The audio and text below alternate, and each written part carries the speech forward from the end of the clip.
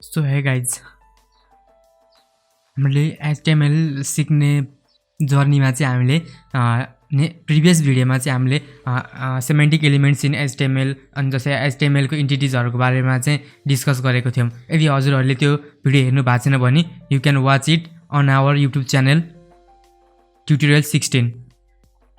So अब आजको भिडियोमा चाहिँ म HTML मा चाहिँ अब भिडियोहरु अडियोहरु कसरी राख्ने हैन, अब युट्युब को भिडियोहरुलाई चाहिँ कसरी इम्बेड गर्ने या कुनै पनि अर्को मिडियाहरुलाई चाहिँ हाम्रो वेबसाइटमा चाहिँ कसरी त्यसलाई राख्न सकिन्छ भन्ने कुरा चाहिँ म डिस्कस गर्दैछु। सो त्यसको लागि चाहिँ म एउटा यहाँनिर ट्युटोरियल 11 भनेर एउटा HTML फाइल बनाउँछु र एउटा बोइलर प्लेट पनि लिएर आउँछु। त्यसमा म HTML भिडियो एन्ड अडियो भनेर म सेभ गर्दैछु।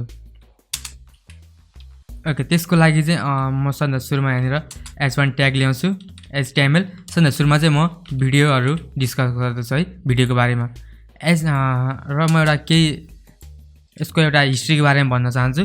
के थियो भने पहिला चाहिँ हाम्रो ब्राउजरहरुले चाहिँ यो टेक्स्ट बाहेक चाहिँ कुनै पनि अरु फाइलहरु मिडियाहरु चाहिँ सपोर्ट गर्दैन थियो पहिलाको ब्राउजरहरुले। बट अहिलेको न्यू अपडेटेड ब्राउजरहरु चाहे त्यो क्रोम होस्, चाहे त्यो अरु सफारीहरु होस् या कुनै अरु मोजिला अरु कुनै पनि होस्, अहिलेको ब्राउजरहरु चाहिँ के गर्छ भन्दाखेरि चाहिँ सबै मिडियाहरु र मल्टिपल फन्टहरु मल्टिपल कलरहरुलाई चाहिँ एक्सेप्ट गर्दछ भनेको मतलब अन्डरस्ट्यान्ड र सपोर्ट गर्दछ।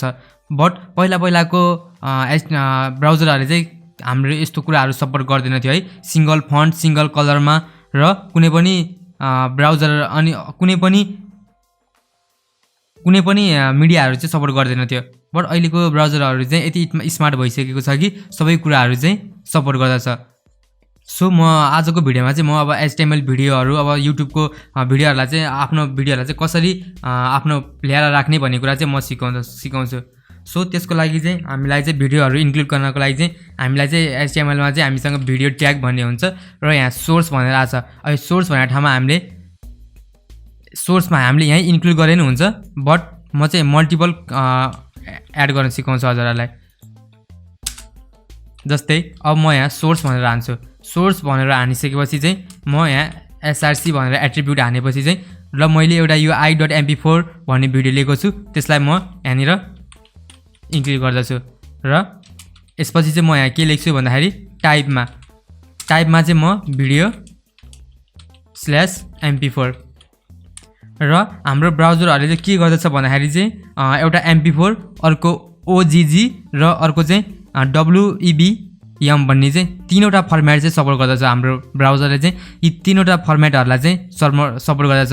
यदि हजुरहरुको यो भिडियोहरु चाहिँ यो तीनवटा फर्मेट भन्दा अरु डिफरेन्ट छ भने चाहिँ your browser will not support। So मैले कन्ट्रोल S गरेर सेभ गरेँ र म हाम्रो सर्भर ओपन नै छ, म यसलाई देखाउँछु कस्तो भयो। ओके, अहिले आएको छैन। Let me put here some height 400 and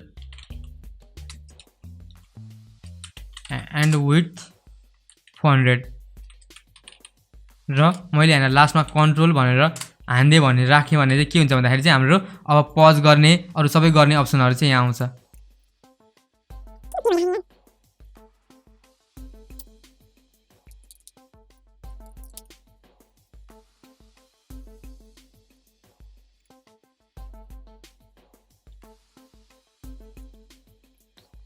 source i.mp4 video. Okay, यहाँनिर चाहिँ हाम्रो के प्रब्लम भएछ भन्दाखेरि यहाँ भिडियोको स्पेलिङ मैले लेख्न मिस्टेक गरेछु, भिडियो.mp4। यसलाई सेभ गर्छु म। सेभ गरेपछि यु क्यान सी हाम्रो भिडियो चाहिँ यहाँ प्ले भएको छ। मैले यही भिडियो चाहिँ सिलेक्ट गरेको थिएँ। यहाँबाट हामी यसलाई फुल बनाउन पनि सक्छौं र यहाँबाट हामी डाउनलोड गर्ने अप्सन पनि छ। यो सबै अप्सन चाहिँ हाम्रो केले दियो भन्दाखेरि चाहिँ यो कन्ट्रोल भन्ने अप्सनले चाहिँ हाम्रो सबै दिएको छ है। अब कन्ट्रोल्स भयो हैन। अब यहाँनिर मैले कन्ट्रोल्स को ठाउँमा चाहिँ अब यहाँनिर अटो प्ले अटो प्ले भन्ने हामीसँग अप्सन हुन्छ।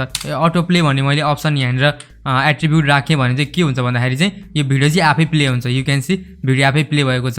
हामीले चाहिँ यसलाई प्ले गर्ने अप्सन चाहिँ थिच्नु परेको छैन। सो यो भयो। अनि अर्को हुन्छ हामीसँग अटो प्ले म्युटेड भन्ने हुन्छ।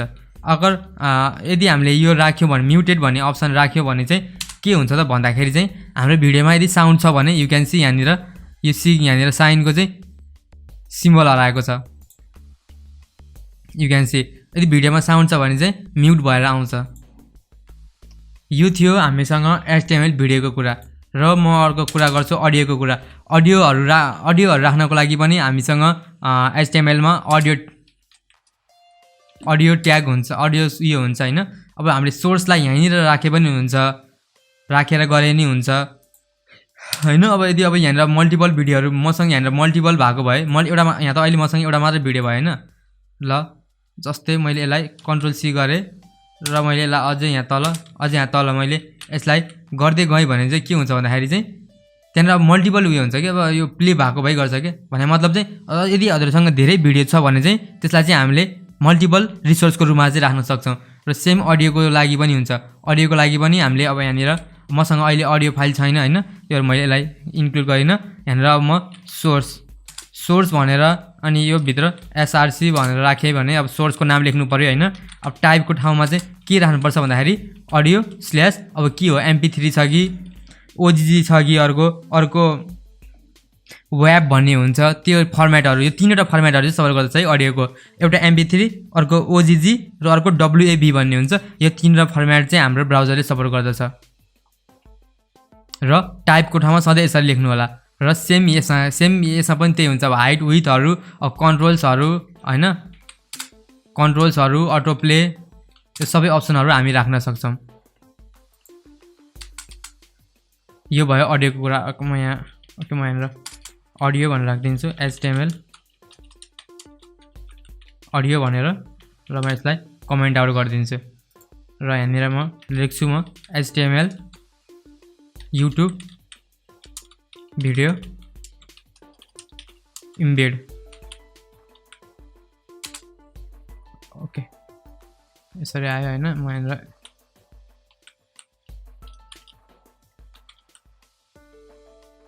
इम्बेड भनेर म राख्छु र यसलाई चाहिँ म के गर्छु भन्दाखेरि कमेन्ट आउट गरिदिन्छु।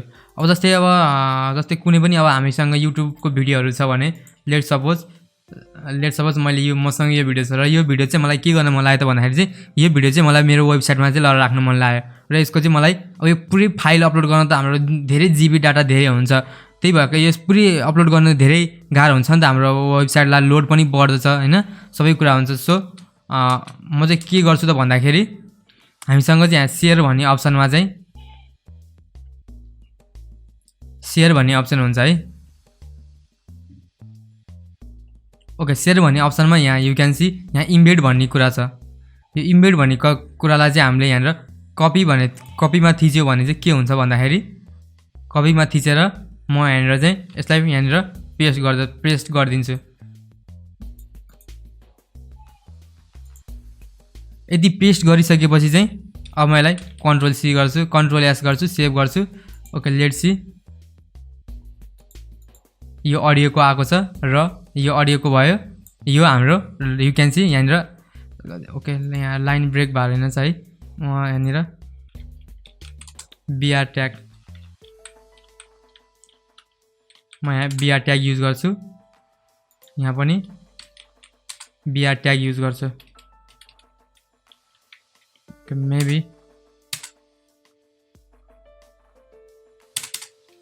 ओके अब हेरौँ के कस्तो छ। ओके लाइन ब्रेक भएर आएको छ हैन। यु क्यान सी अब यहाँनिर you can play your video युट्युबबाट डाइरेक्टली यहीँ प्ले हुन्छ।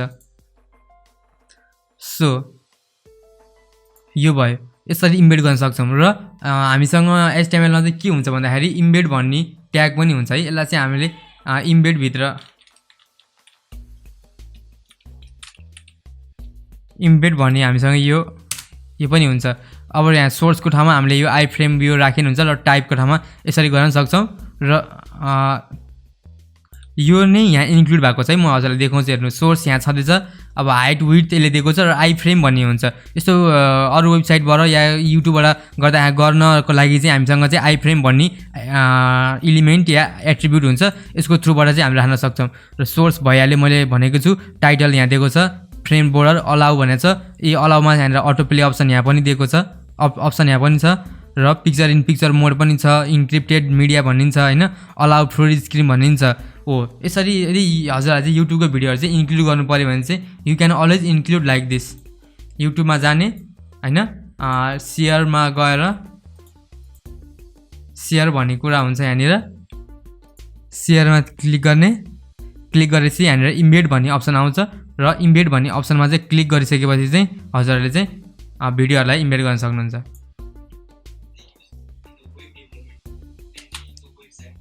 ओके, सो यति नै छ। र यसको साथसाथै म हाम्रो चाहिँ HTML को चाहिँ beginners course to advance level course चाहिँ म यहाँनिर इन गर्न चाहन्छु। HTML लाई मात्र धेरै सिकेर पनि हुँदैन, हामीले CSS पनि अझै इम्पोर्टेन्ट छ। CSS भन्दा अझ धेरै जावास्क्रिप्ट इम्पोर्टेन्ट छ होइन। यो तिनैवटा ल्याङ्ग्वेजलाई चाहिँ हामीले पढ्नुपर्ने भएको कारणले गर्दाखेरि चाहिँ म HTML को भिडियो धेरै लामो पनि भयो, बट यति नै कुराहरू चाहिँ बेसिक कुराहरू हो र केही एडभान्स कुराहरू पनि मैले हजुरलाई सिकाएको छु। अब नेक्स्ट भिडियोदेखि चाहिँ हामी CSS को क्लास स्टार्ट गर्छौँ र CSS को ट्युटोरियलहरू पनि म सक्दो छिटो अपलोड गर्नेछु। सो टिल देन हजुरहरूले चाहिँ हाम्रो यो युट्युबको यो प्लेलिस्टै एक्सेस गर्नु भएन भने चाहिँ प्लेलिस्ट एक्सेस गर्नु होला है। अब CSS को ट्युटोरियलहरू स्टार्ट हुन्छ हाम्रो। CSS पछि जावास्क्रिप्ट र म केही ब्याकएन्डको पनि, ब्याकएन्डको अब नोड.js मा कसरी ब्याकएन्डको काम गर्ने भनेर, अब HTTP रिक्वेस्टहरू हुन्छ, अब त्यो राउटरहरू कसरी सेटअप गर्ने भनेर म हजुरलाई सिकाउँछु। अहिलेको लागि चाहिँ यति नै भयो र यसको साथै I am going to end the HTML कोर्स। र HTML अरू केही इम्पोर्टेन्ट कुराहरू एक्स्ट्रा केही छुटेको छ भने म भिडियोहरू अपकमिङ डेजमा लिएर आउने छु। त्यति जेलसम्मको लागि stay tune, stay safe, and thank you so much for watching.